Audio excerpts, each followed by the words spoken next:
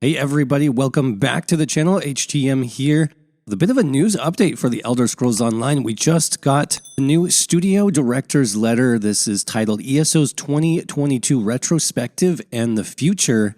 This is extremely detailed, a lot of information, much more than we usually get in these sort of end-of-year letters. So let's go ahead and dive into this and see what clues we have about next year's content.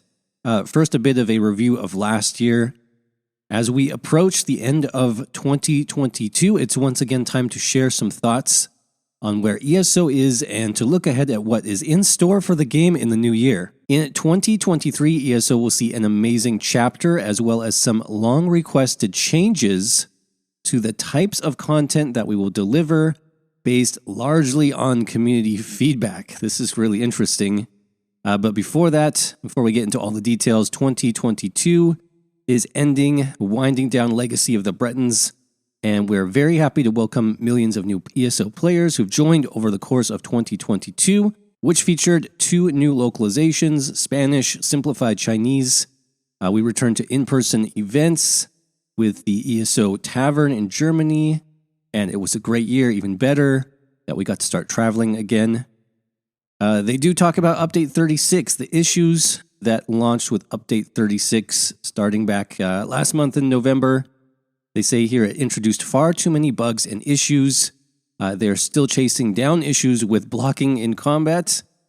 Okay, and then he says, trust me, I am just as concerned about this as you all are, and we'll be making some process changes with the dev team to ensure that things like this happen far more rarely.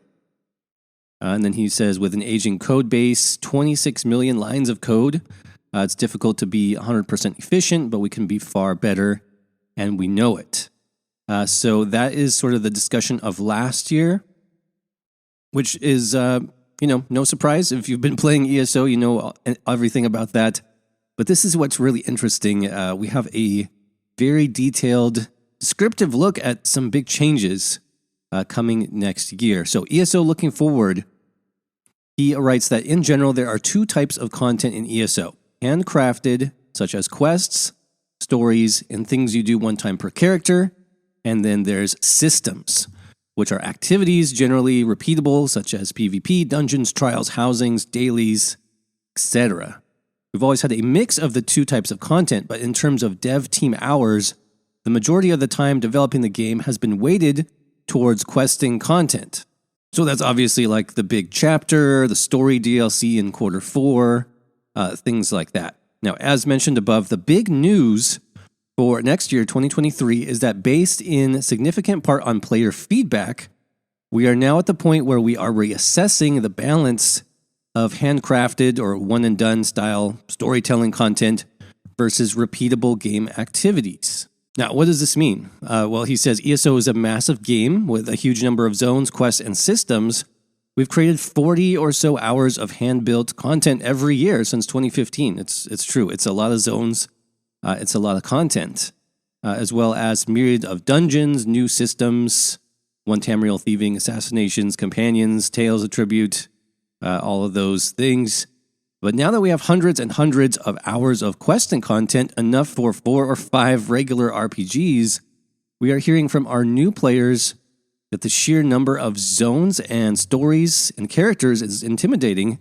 And on the other hand, veteran players consistently tell us, are they going to listen to veteran players? Let's see.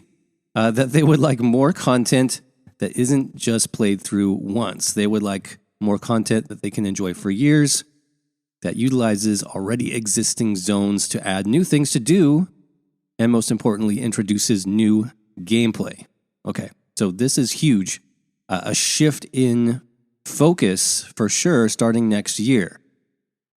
So more details. Moving forward to 2023, given the above, next year is going to see them moving away from the year-long adventure, the 12-month storyline that they've been doing since 2019, since the Elsewhere chapter. He says, I think these have run their course and frees us up to do some new and interesting content that we've been wanting to do for years, and lets us return to expansive story arcs that unfold over multiple chapters. The year-long strategy was a success that raised the profile of ESO, but now after 4 straight years, we're finding more and more that this cadence limits what we can do. Okay, that right there is huge. I think moving away from the year-long story is needed at this time, and this is perfect timing. I've said this in other videos. I know other content creators for ESO have been all over this. People are just kind of bored of the year-long story, and it would be nice to mix things up, and especially focusing more on repeatable content and systems, even improving, the base game systems is going to be a great thing to do for next year. Yeah, and this is interesting too. He actually gives us an outline of the content. This is early. I don't know if they've ever done this. So below is the 2023 content. Please note that the first half of the year remains essentially unchanged, but the second half of the year, so quarter 3 and quarter 4, now has an update devoted to addressing issues and quality of life improvements, and an update devoted to a large new system. Okay, really interesting. So quarter 1, Dungeon DLC, that's usual. Quarter 2, a full featured chapter. Now look at this. ESO, the 2023 ESO chapter will be a complete story. You'll be able to play all the way through without being broken up into the quarter 2 and then the quarter 4 final story DLC. It's going to allow them to return to larger, better, more detailed chapters, and they're really excited about next year's chapter. For details, we have the global reveal event in January.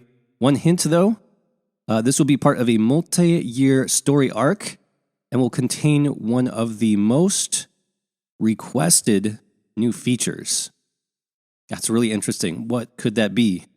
Let me know in the comments what you think that is. One of the most requested new features. Okay. Quarter 3, focus on quality of life improvements and bug fixes. A dedicated release to nothing but quality of life and bug fixes. Sign me up for that. That sounds really good. That is definitely based on player feedback, so that's nice to see. And then quarter 4, rather than another zone DLC, they'll be featuring a new system.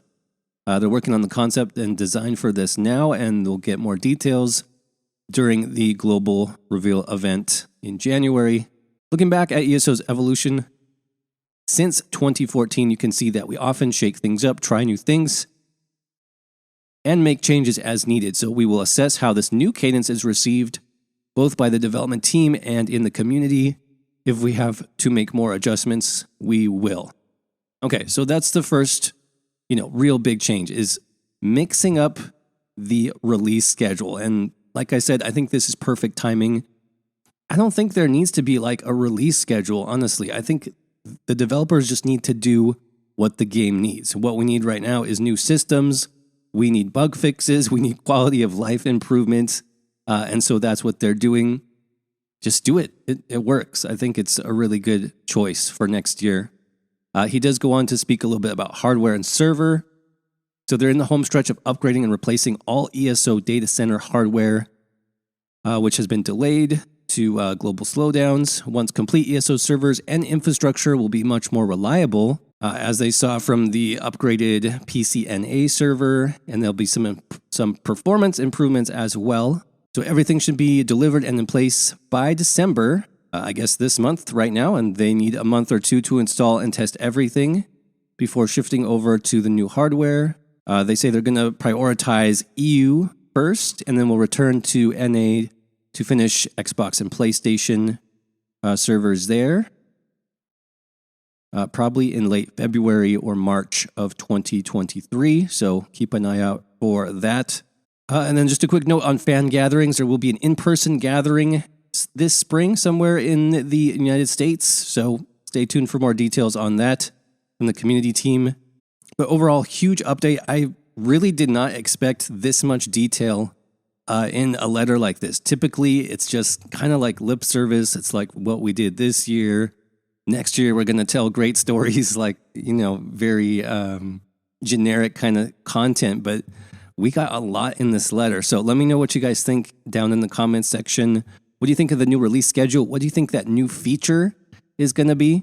I have some ideas of my own. Check the video on your screen right now if you want to see more about that. And as always, thanks for watching.